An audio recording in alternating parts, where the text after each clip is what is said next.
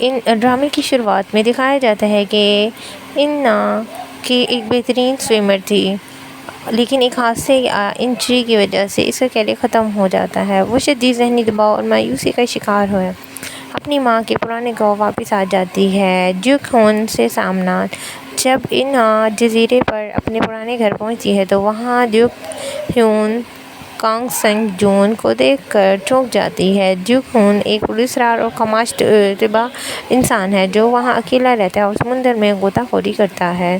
سمندر سے رشتہ۔ اینا شروع میں تھوڑی ضدی اور بدتمیز دکھائی دیتی ہے۔ وہ ڈیوک ہیون سے کہتی ہے کہ وہ اسے سمندر سے سی فوڈ نکالے اور غوطہ خوری کرنے کا طریقہ سکھائے۔ ڈیوک ہیون اسے بتاتا ہے کہ سمندر میں اترنے کے لیے صبر کی ضرورت ہوتی ہے۔ اینا کی دوستی سو جونگ کی وجہ سے اینا کی دوست بھی جزیرے پر موجود ہے۔ شروع میں سو جونگ ڈیوک ہیون کی وجہ سے اینا سے ناراض ہو جاتی ہے، لیکن بعد میں ان کی دوستی بحال ہو جاتی ہے۔ وہ اینا کو پرانے دنوں کی یاد دلانے کے لیے کھانا کھلاتی ہے۔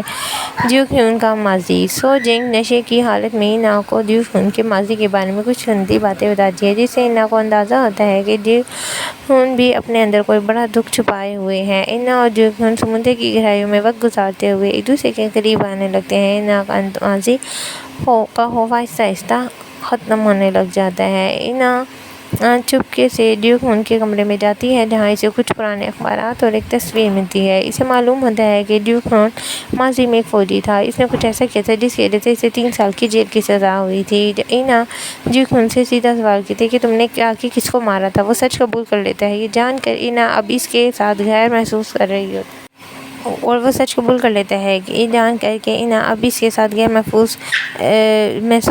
ہے۔ ڈیوک ہیون اپنا سامان پیک کرتا ہے اور جزیرہ چھوڑ کر چلا جاتا ہے۔ اینا کا بوائے فرینڈ اور کو جین بھی وہاں پہنچ جاتا ہے اور اسے واپس شہر چلنے کو کہتا ہے۔ پھر دونوں کرداروں کو اپنے سامنے بہت سارے خوف کا سامنا کرنا پڑتا ہے۔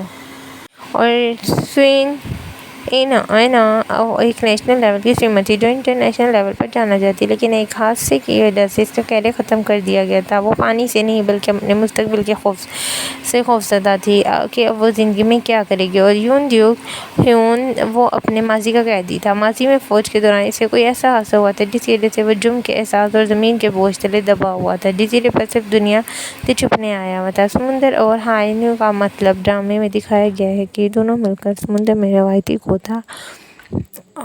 خور بنتے ہیں، جہاں وہ بغیر آکسیجن اور سلنڈر کے سانس رو کر سی فوڈ نکالتے ہیں۔ اور سمندر یہاں صرف پانی نہیں ہے بلکہ ایک شفا کی علامت ہے۔ ڈیوک ہیون اینا کو سکھاتا ہے کہ سمندر کی گہرائی میں زندہ رہنے کے لیے اپنے اندر کے خوف کو نکالنا پڑے گا اور پرسکون رہنا ضروری ہے۔ یہی چیز اینا کو زندگی جینے کا طریقہ سکھاتی ہے۔ فائنل۔ جب اینا کو ڈیوک ہیون کے ماضی کا سچ پتہ چلتا ہے تو وہ شروع میں ڈر جاتی ہے، لیکن بعد میں اسے احساس ہوتا ہے کہ ڈیوک ہیون کوئی برا انسان نہیں بلکہ خود ایک زخمی روح ہے۔ شہر کے بجائے جزیرے کا انتخاب۔ اینا اپنے پرانے بوائے فرینڈ کے ساتھ واپس شہر کی بھاگ دوڑ والی زندگی میں جانے سے انکار کر دیتی ہے۔ وہ سمجھ جاتی ہے کہ اس کا سکون اب سمندر کے کنارے اور سادگی میں ہے۔ آخری منظر میں دونوں ایک بار پھر جزیرے پر ملتے ہیں۔ وہ ایک دوسرے کا ہاتھ تھام کر سمندر میں اترتے ہیں، جس کا مطلب یہ تھا کہ انہوں نے ماضی کے زخموں کو معاف کر دیا ہے اور وہ مستقبل کے پرسکون مستقبل میں آگے بڑھ چکے ہیں۔ یہ ڈرامہ ایک سلو برن اور ہیلنگ ڈرامہ ہے، جہاں بہت سے روایتی رومانس کے بجائے دو ٹوٹے ہوئے انسانوں کا ایک دوسرے کے ساتھ سہارا بن کے دوبارہ کھڑا ہونا دکھایا گیا ہے۔